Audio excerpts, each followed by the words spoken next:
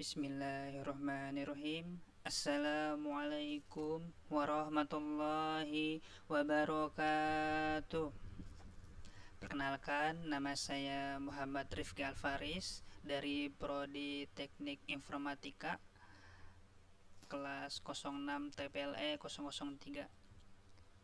Saya mewakili kelompok 4, yaitu ada Abi Al-Fatih dan Alvina Dwi Aryani. Pada kesempatan kali ini saya akan mempresentasikan tentang activity existing. Apa sih activity diagram existing ini?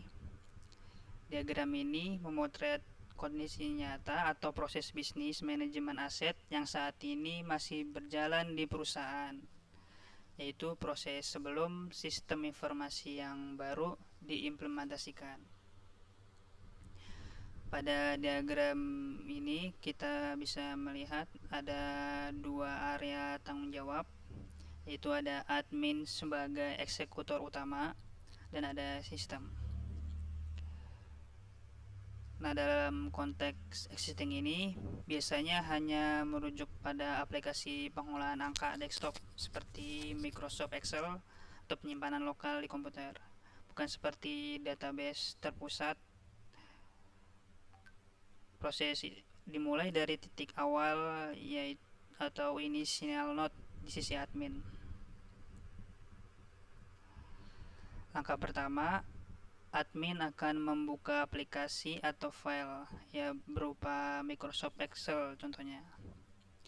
Kemudian sistem akan merespon dengan menampilkan data yang ada.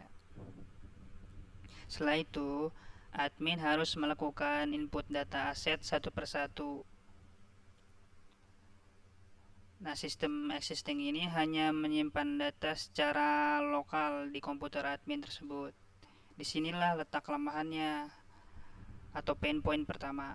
Karena data hanya disimpan secara lokal, risikonya sangat tinggi jika komputer yang digunakan admin mengalami kerusakan seperti hard disk error atau terkena virus, maka seluruh data riwayat aset perusahaan bisa hilang seketika karena tidak ada sistem backup ke server atau database terpusat.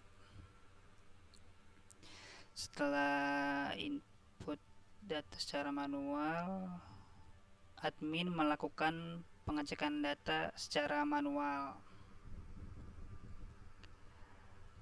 Admin harus meneliti baris demi baris tuh untuk memastikan tidak ada data yang salah ketik atau terlewat. Tentu saja jika jumlah asetnya sedikit masih aman ya. Tapi jika jumlah aset mencapai ratusan bahkan ribuan, proses ini sangat tidak efisien dan memakan waktu yang berjam-jam. Lalu proses selanjutnya adalah membuat rekapitulasi data, bisa copy paste. Metode copy paste manual ini sangat rentan terhadap human error atau kesalahan manusia. Terkadang ada data yang tergeser, rumus yang tidak sengaja terhapus, atau duplikasi data aset yang menyebabkan informasi menjadi tidak valid.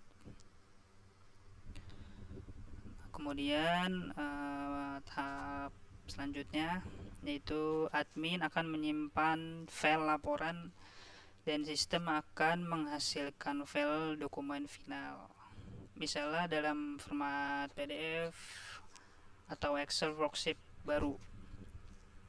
Kemudian admin akan mengirim laporan melalui email atau chat kepada atasan. Nah, kelemahan di fase ini adalah dalam pelaporannya tidak bersifat real time. Atasan atau kepala bagian harus selalu menunggu admin memproses dan mengirimkan file tersebut. Jika atasan membutuhkan data aset secara mendadak saat sedang rapat di luar kantor, mereka tidak bisa langsung mengaksesnya. Nah, jadi kesimpulan dari activity diagram existing ini memperlihatkan alur kerja yang masih sangat konvensional. Prosesnya masih lambat, rawan kesalahan atau human error, dan tidak terintegrasi dengan baik. Hal-hal inilah yang menjadi alasan dan landasan kuat mengapa perusahaan membutuhkan sistem informasi manajemen aset yang baru, yang terdigitalisasi dan terpusat, demi menutupi seluruh celah kelemahan pada sistem existing ini. Oke, untuk kali ini itu saja yang bisa saya sampaikan. Kurang lebihnya mohon maaf. Wassalamualaikum warahmatullahi wabarakatuh.